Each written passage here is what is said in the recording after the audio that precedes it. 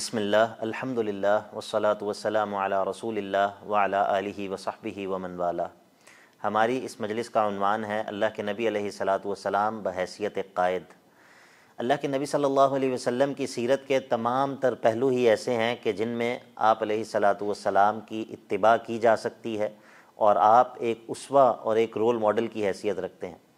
اور انہی پہلوؤں میں سے ایک بڑا ہی نمایاں پہلو اللہ کے نبی علیہ الصلاۃ والسلام کی لیڈرشپ کوالٹیز کا پہلو ہے۔ اللہ کے نبی صلی اللہ علیہ وسلم ایک قائد تھے، ایک مثالی قائد تھے، اور آپ کی لیڈرشپ اور آپ کا اپنے صحابہ کو لیڈ کرنا اور آپ کا اپنے ساتھیوں کے ساتھ مل کر اس دین کی نشر و اشاعت کا کام کرنا اور اس کی ترویج کا کام کرنا، یہ ایک ایسا پہلو ہے، یہ ایک سیرت کا ایک ایسا صفحہ ہے کہ جس میں بہت سارے اسباق ہیں۔ اللہ کے نبی صلی اللہ علیہ وسلم کی قیادت اور آپ کی لیڈرشپ کی کچھ نمایاں خصوصیات کا ہم ذکر کریں گے۔ ان میں سے ایک انتہائی اہم اور انتہائی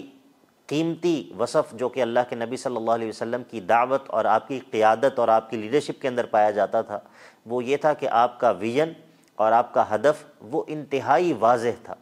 حتیٰ کہ آپ صلی اللہ علیہ وسلم کے موافق، آپ پر ایمان لانے والے اور آپ کے دشمن تمام کے تمام لوگوں پر یہ چیز واضح تھی کہ اس شخص کا ویژن کیا ہے اور اس شخص کا ہدف کیا ہے۔ اس کی دلیل ہمیں کئی واقعات میں ملتی ہے۔ سیدنا ابو ذر رضی اللہ تعالی عنہ جب مسلمان نہیں ہوئے تھے، ان تک یہ خبر پہنچی کہ مکہ میں ایک شخص جو ہے وہ نبوت کا دعوے دار ہے۔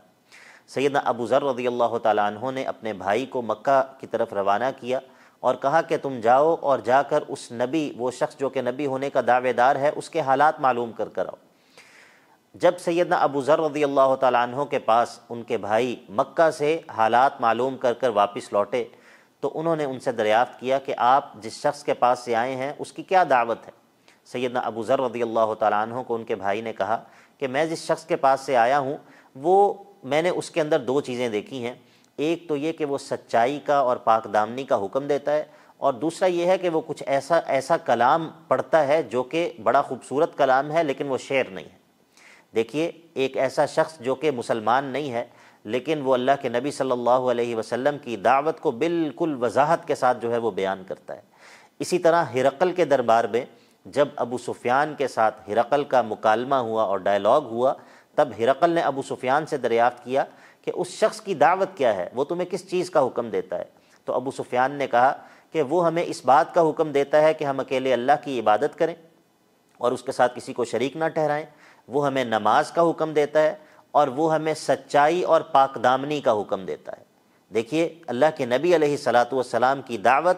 وہ آپ کے سب سے بڑے دشمن ابو سفیان جو کہ اس وقت مسلمان نہیں ہوئے تھے، ان کے اوپر بھی بالکل واضح تھی، اور یہ لیڈرشپ کی ایک بہت بڑی کوالٹی اور ایک بہت بڑا وصف ہے کہ انسان کا ویژن اور انسان کا ہدف وہ بالکل واضح ہو، اس میں کوئی ابہام نہ ہو، کوئی آپ کی موافقت کرے یا آپ کی مخالفت کرے، لیکن آپ کی دعوت اور آپ کا پیغام وہ سب لوگوں کے اوپر بالکل نمایاں ہو۔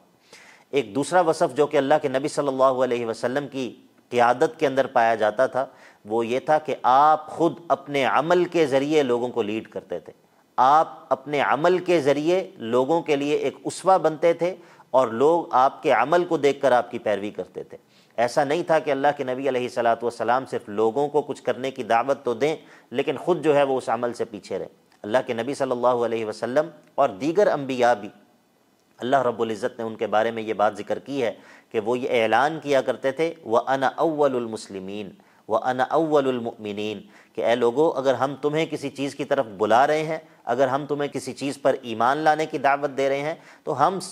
ہم سب سے پہلے خود اس پر ایمان لانے والے ہیں، ہم خود سب سے پہلے اس عمل کو کرنے والے ہیں۔ ایسا نہیں ہے کہ ہم خود کسی عمل کو نہ کریں اور تمہیں جو ہے وہ اس عمل کی طرف دعوت دیں۔ یہ چیز ہمیں اللہ کے نبی کی سیرت میں بہت نمایاں نظر آتی ہے۔ جنگوں کے اندر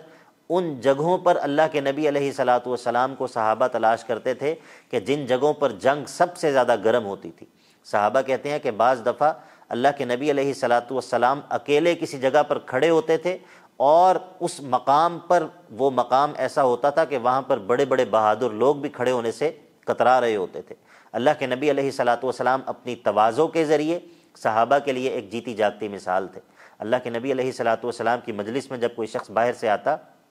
وہ یہ فرق نہ کر پاتا کہ ان میں اللہ کے نبی علیہ الصلاۃ والسلام کون ہیں، کیونکہ اللہ کے نبی صلی اللہ علیہ وسلم اپنے صحابہ کے ساتھ بالکل گھل مل کر ان کے ساتھ بیٹھے ہوتے تھے، اور آپ کی مجلس، آپ کا بیٹھنا وہ باقی صحابہ سے ہٹ کر نمایاں ہو کر نہیں ہوتا تھا۔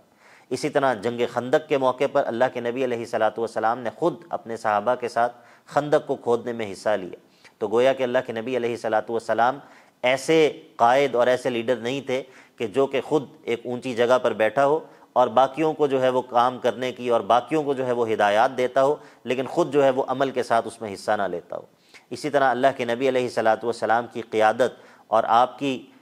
جو لیڈنگ کوالٹیز تھیں، ان کے اندر ایک بہت بڑی کوالٹی یہ تھی کہ آپ اپنے ساتھیوں کے ساتھ نرمی کرنے والے تھے۔ اللہ تعالیٰ قرآن مجید کے اندر آپ کی اس خوبی کا ذکر کرتے ہوئے کہتا ہے کہ اے نبی صلی اللہ علیہ وسلم فَبِمَا رَحْمَةٍ مِّنَ اللَّهِ لِنْتَ لَهُمْ، آپ اللہ کی رحمت ہے کہ آپ جو ہے وہ اپنے صحابہ کے ساتھ بالکل نرم ہیں۔ وَلَوْ كُنْتَ فَظًّا غَلِيظَ الْقَلْبِ لَانفَضُّوا مِنْ حَوْلِكَ، اگر آپ بد زبان ہوتے، اگر آپ سخت دل ہوتے تو یہ صحابہ آپ کے ارد گرد نہ ٹھہر پاتے۔ اس سے یہ معلوم ہوتا ہے کہ وہ شخص جو کہ لوگوں کو لیڈ کرنا چاہتا ہو، وہ شخص جو کہ لوگوں کی قیادت کرنا چاہتا ہو، اس کے اندر یہ نرمی کا وصف جو ہے وہ پایا جانا چاہیے۔ یہی وجہ ہے کہ اللہ کے نبی علیہ الصلاۃ والسلام اپنی ایک حدیث کے اندر فرماتے ہیں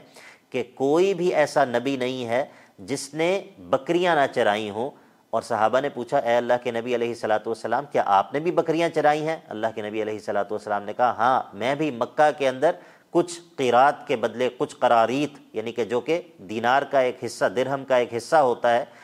اس کے بدلے میں بھی اہل مکہ کی بکریاں جو ہے وہ چرایا کرتا تھا۔ تو علماء یہ کہتے ہیں کہ بکریاں چرانے سے انسان کی صبر پر تربیت ہوتی ہے، انسان کی لوگوں کو ڈیل کرنے پر تربیت ہوتی ہے، کیونکہ بکریاں وہ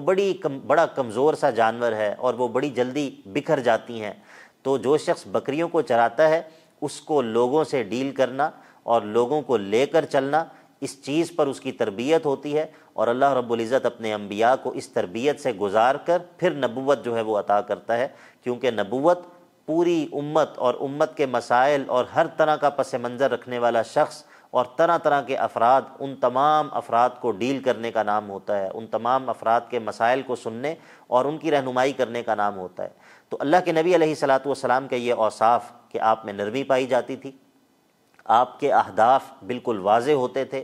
آپ اپنے عمل کے ذریعے لوگوں کو لیڈ کر رہے ہوتے تھے، یہ وہ اوصاف ہیں جو کہ کسی بھی کامیاب لیڈر اور کسی بھی کامیاب قائد کے اندر موجود ہونے چاہیے۔ وصلی اللہ تعالی علی نبینا محمد وعلی آلہ وصحبہ اجمعین۔